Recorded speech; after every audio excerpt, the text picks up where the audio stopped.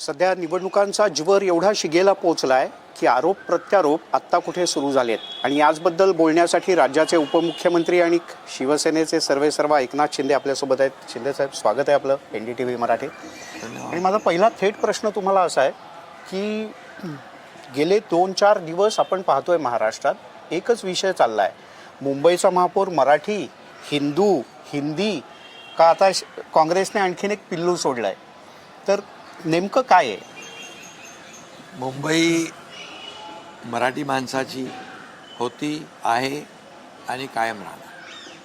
बाळासाहेबांनी शिवसेना स्थापन केली ती मुळात मराठी माणसाला मान सन्मानाने ताटमानेने जगता यावं म्हणून. आणि त्यामुळे साहजिक आहे आमची भूमिका बाळासाहेबांची विचारधारा घेऊन पुढे चाललो आहे आम्ही. त्यामुळे बाळासाहेबांनी मराठी माणसासाठी शिवसेना स्थापन केल्यानंतर त्याची व्यापकता आणखी वाढली. देशभरामध्ये शिवसेना गेली.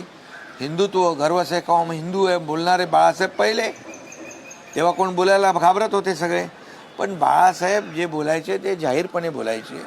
आणि त्यामुळे मुंबईमध्ये मी कालच्या परवाच्या रॅलीमध्ये सांगितलेलं आहे, मुंबईमध्ये मुंबई कामाच्या जोरावर, विकासाच्या जोरावर मुंबईचा महापौर महायुतीचाच होणार आणि मुंबईचा महापौर मराठीच होणार. पण मग हिंदीचा सारखा विषय का समोर येतो? कारण आता मुंबईत हिंदी भाषिक पण बऱ्याच संख्येने आहेत आणि आता उद्धव ठाकरे आणि हे म्हणायला लागले यांचा छुपा अजेंडा वेगळाच आहे. हे बघा, देवेंद्रजींनी पण त्यांची भूमिका स्पष्ट केलेली आहे. त्यामुळे कुठंतरी काउंटरवरचे प्रश्नचिन्ह त्यांच्या डोक्यात आहे, आमच्या डोक्यात नाही आहे. कारण त्यांनी भूमिका वेळोवेळी बदललेली आहे.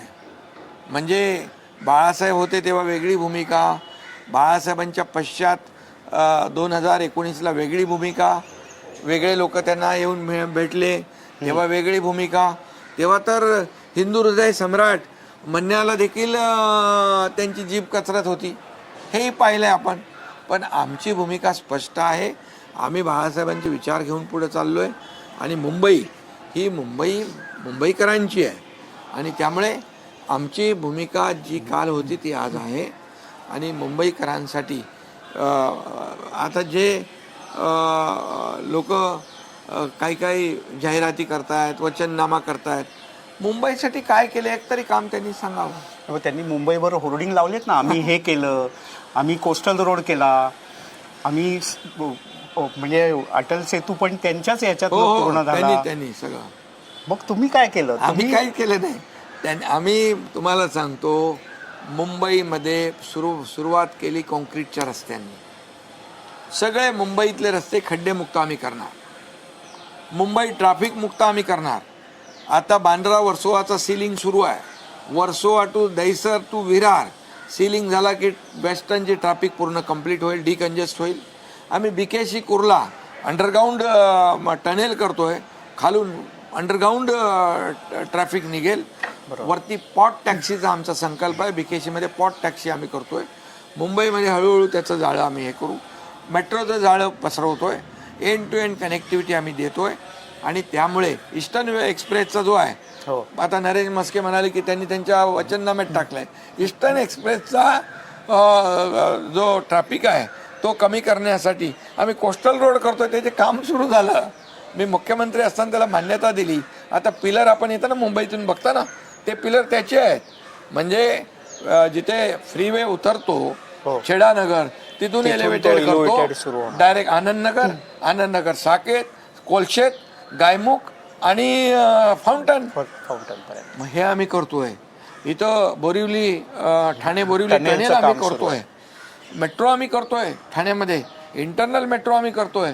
आणि मुंबईमध्ये कोस्टलला लागणाऱ्या सगळ्या परवानग्या केंद्र सरकार जेव्हा काँग्रेसचं होतं UPAचं दिल्या नाहीत.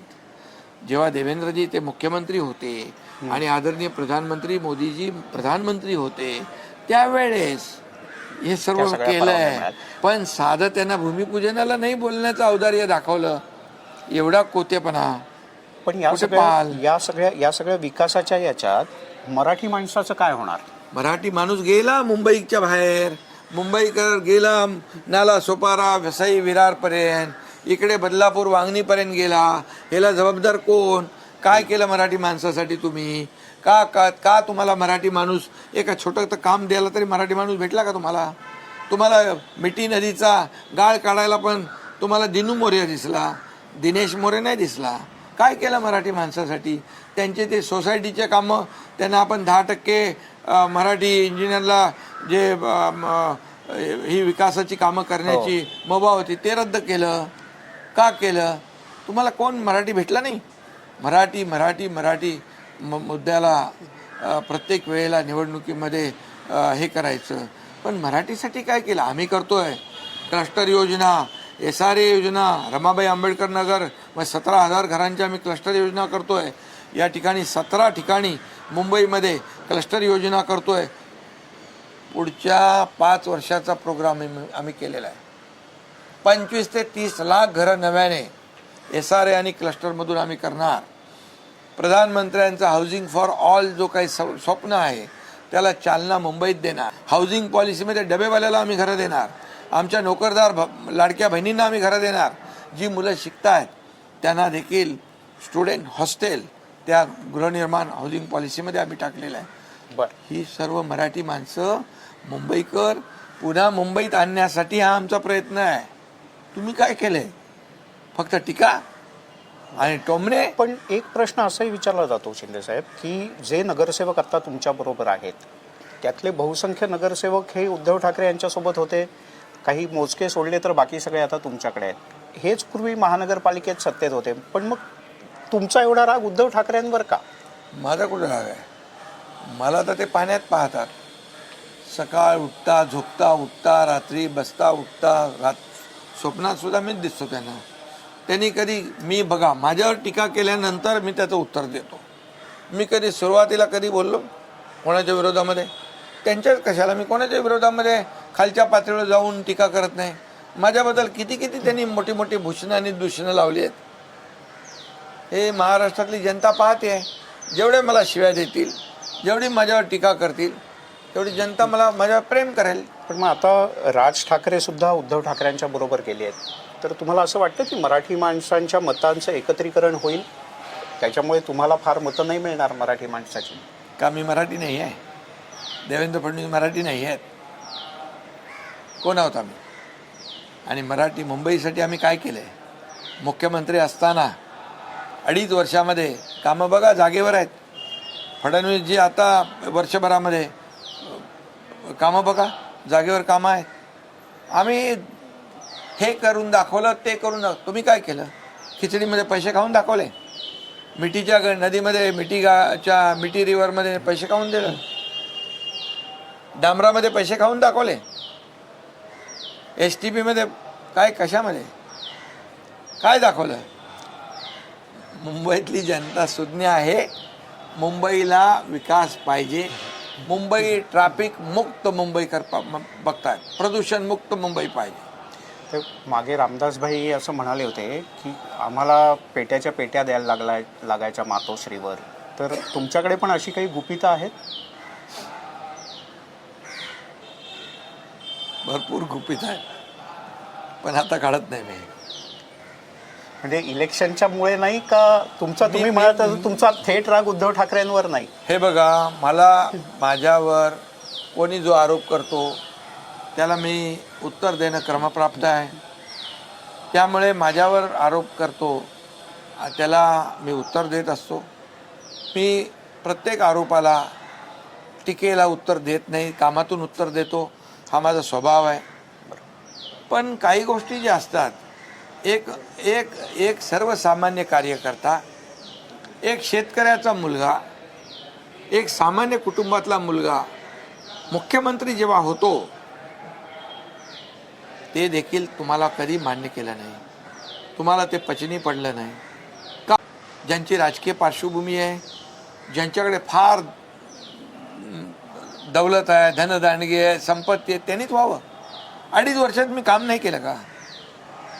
मुख्यमंत्री म्हणून कधीही म्हणजे घटनाबाह्य मुख्यमंत्री, घटनाबाह्य सरकार, आताही टीका, ह्या सगळ्या जे आहे हा द्वेष, हा मत्सर, ही जी काय जळफळाट आहे, हा जो काय आहे याला तर मी कधी गांभीर्याने घेत नाही. मी माझ्या कामाला फोकस करतो. पण सर्वसामान्य जनता माझ्यावर प्रेम करते. सर्वसामान्य जनता आहेत, माझं भांडवल आहे. राज्यामध्ये तुम्ही देवेंद्रजी आणि अजितदादा एकत्र आहात, पण अजितदादांनी गेल्या काही काळात भाजपवर अनेकदा टीका केली आहे. तुम्ही मात्र भाजपवर टीका करण्याचं कायम टाळलं आहे. तर उद्धव ठाकरे यांचं असं म्हणणं आहे की तुम्हाला दिल्लीश्वरांसमोर जायला लागतं म्हणून तुम्ही भाजपवर टीका करत नाही. का ते दिल्ली शहरांकडे जात नव्हते का गेले नाही? आताही जातात 10 जनपदला. आम्ही जातो विकासासाठी पैसे आणायला, आणि प्रधानमंत्री मोदीजी भरभरून पैसे देतात. 10 वर्षामध्ये UPA सरकारने 2 लाख केवळ दिले, मोदीजीने 10 लाखापेक्षा 10 लाख कोटीपेक्षा जास्ती दिले. 76,000चं वाढवण बंदर, मेट्रोला पैसे. काल परवा नवीन वर्षात नाशिक, अक्कलकोट, सोलापूर ग्रीनफील्ड रोड, समृद्धीसारखा गेम चेंजर रोड तो देत आहेत. वंदे भारतच्या किती ट्रेन दिल्या? का जाऊ नये आम्ही? महाराष्ट्रातल्या जनतेसाठी ते जर मुंबईसाठी सढळ हस्ते मदत करत असतील तर ती का घेऊ नये? तुमचा इगो होता, तुमचा अहंकार होता, म्हणून तुम्ही टीका करताय. जे देशाचे प्रधानमंत्री, त्यांच्यावर खालच्या पातळीवर टीका करण्याचं काम तुम्ही करताय. परंतु जनता सुज्ञ आहे. देशाला पुढे नेणाऱ्या व्यक्तीच्या वर आरोप प्रत्यारोप केले म्हणजे आम्ही मोठे होऊ, आम्हाला यश मिळेल, आम्ही निवडणुका जिंकू, असं कोणी भ्रमात राहू नये. आज 140 कोटी जनता, या देशाचे प्रधानमंत्री मोदीजी देशाला पुढे नेत आहेत म्हणून त्यांच्या पाठीशी आहे. तुमच्यावर मागच्या 2 दिवसांपासून असा आरोप होतोय की बंडखोरी शमवण्याकरता आणि बिनविरोध येण्याकरता तुम्ही लोकांना पदांचं आमिष दिलं, पैशांचं आमिष दिलं, काही लोकांना इकडे बोलवून घेतलं पोलीस पाठवून. असं काय केलं तुम्ही? असं कुठली तक्रार कोणी केले का? माझ्या कार्यकर्त्यांशी बोलणं माझा अधिकार आहे. पण ज्या लोकांनी बिनविरोध, म्हणजे ज्या लोकांनी उमेदवारी मागे घेतली, का घेतली याचा विचार केला पाहिजे ना. तुमच्याकडे तर कॅन्डिडेटच नव्हते, AB फॉर्म असे वाटत सुटले. आणि मग शेवटला जेव्हा AB फॉर्म भरल्यानंतर आमचं जे शिवसेना भाजप युतीचं पॅनल, ते एवढं मजबूत पॅनल आहे की तिथे जिंकूच शकत नाही. आपला पराभव 100% आहे. तिथं कशाला उभा राहील कॅन्डिडेट? तो माघार घेतो आणि मग लोकशाहीमध्ये एक कॅन्डिडेट राहिला तो बिनविरोध होतो. बरं, आत्ता 29 ठिकाणी ज्या महापालिकेच्या निवडणुका आहेत, मुंबई ठाणे सोडलं तर बाकी अनेक ठिकाणी तुम्ही विरोधात लढताय, भाजप आणि शिवसेना. किती ठिकाणी शिवसेनेची सत्ता येईल असं काही तुम्ही गणित मांडलंय? कारण तुम्ही फार बारकाईनं गणित मांडताय. अनेक ठिकाणी 12, 13, 14 ठिकाणी आम्ही एकत्र आहोत. काही ठिकाणी आम्ही वेगळे आहोत, तिथं मैत्रीपूर्ण लढत करतोय. पण मी तुम्हाला विश्वासाने सांगतो की या सर्व महापालिकांमध्ये शेवटी महायुतीचे सत्ता येईल. कारण या महाराष्ट्रातच आम्ही काम केलेलं आहे.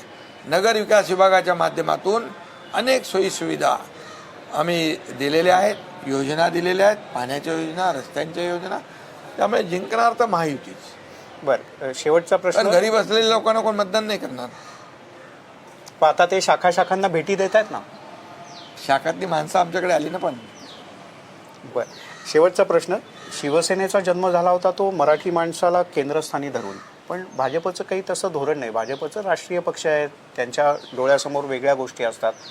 अशा याच्यात पुढची वाटचाल कशी असणार शिवसेनेची? शिवसेनेची वाटचाल जी बाळासाहेबांची विचारधारा होती ती पुढं नेताना एक विकासाचा मुद्दा आणि एक सर्वसामान्य माणूस जो आहे त्याच्या आयुष्यामध्ये बदल घडवणं, 80% समाजकारण, 20% राजकारण ही भूमिका बाळासाहेबांची होती. ती घेऊन आम्ही पुढे जातोय. लोकांनी ॲक्सेप्ट केली आहे. म्हणून तर आम्हाला विधानसभेमध्ये 60 आमदार निवडून दिले. नगर परिषदेमध्ये आम्ही 62 ते 70 नगराध्यक्ष निवडून आले. लोकांनी ॲक्सेप्ट केली भूमिका. आणि जनता जनार्दन सर्वात मोठा असतो. किती कोणी काही विचार केला तरी सुद्धा जनता ठरवत असते कुणाला उठवायचं आणि कुणाला बसवायचं. एक शेवटचा प्रश्न. उद्धव ठाकरेंचं अस्तित्व मुंबईतनं संपलं तर शिवसेना उभाठाचं अस्तित्व संपेल असं म्हटलं जातं. तुमचं यावेळेचं टार्गेट तेच आहे? बघा, मुंबईतनं उबाठाचं अस्तित्व संपवणं, कुणाचं अस्तित्व संपवणं किंवा कुणाचा पक्ष संपवणं हा आमचा उद्दिष्ट नाही. आम्हाला जिंकणं आणि विकासाच्या बलबुत्यावर, विकासाच्या जोरावर, विकासाच्या कामावर जिंकणं आणि या मुंबईचा विकास करणं हा आमचा अजेंडा आहे. डेव्हलपमेंट हा आमचा अजेंडा आहे, एवढं मात्र निश्चित. NDTV मराठीशी बोलल्याबद्दल खूप खूप धन्यवाद.